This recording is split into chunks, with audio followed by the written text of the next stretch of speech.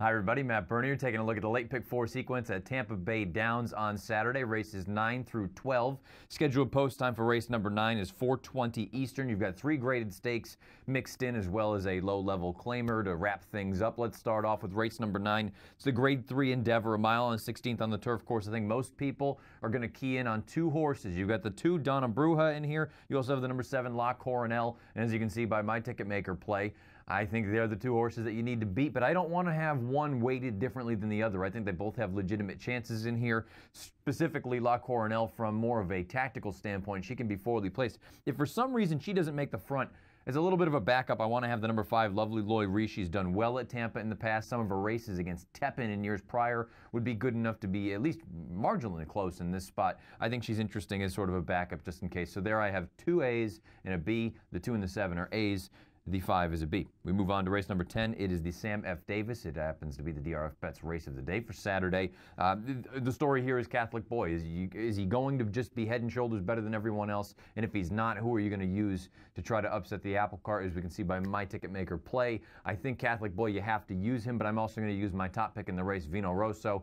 It may be a little bit too early or too soon for Vino Rosso, but I do think he has the opportunity to eventually become as good, if not better, than a horse like Catholic Boy or any of the other 3-year-olds for that matter. As a deep backup, as a C, there's a scenario where I could see Flame Away clearing off to the front and just not stopping and continuing on. He has that nice sort of forward running style. I still think at the end of the day he's going to be a turf horse, but you never know. There's no guarantee. Maybe he will be able to take to the dirt. And again, speed is always advantageous. He will be the deepest of deep backups. He is a C for me in the Sam F. Davis, but 2 horses, 2 A's for me. The 3 Vino Rosso, the 6 Catholic Boy. We move on to race number 11. This is the grade 3 Tampa Bay Stakes, a mile and 16th on the turf.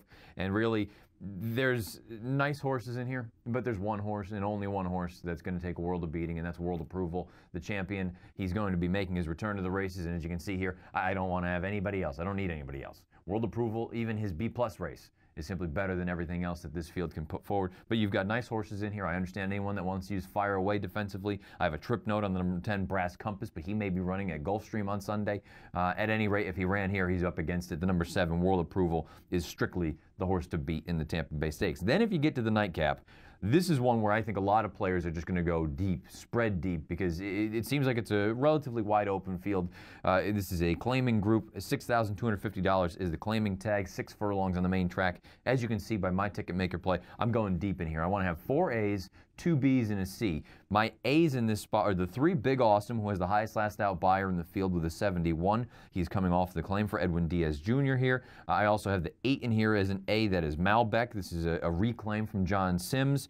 You get Antonio Gallardo aboard. I also, in this spot, like the 10, he's Attain, a horse that has done some good things in the past from a speed figure standpoint. And look, getting ready to make start number 80 in his career. And I'm also going to use the number 12, Abi. I think Abi is an interesting one because coming through that non-winners of 3 most recently, jumping up into the open company, I know it just looks like he beat lesser horses, but I think the way that he did it, I thought he ended up down on the inside part of the racetrack, and I thought all things considered, outside was very, very strong at Tampa Bay Downs. That was back on January the 21st. So I think there was a scenario where at a bigger number, Abi could be a very interesting play to at least consider adding to the end of your ticket. Let's throw up the Ticketmaker play one more time all the way through, fellas, if we could. This is the late pick 4 sequence at Tampa Bay Downs on Saturday afternoon. Again, 3 graded stakes races. The Sam F. Davis is sandwiched in there as well. World Approval, you're going to have the return of a champion. So a lot of good things going on. Races 9 through 12 at Tampa Bay Downs Saturday afternoon. Scheduled post time for the first leg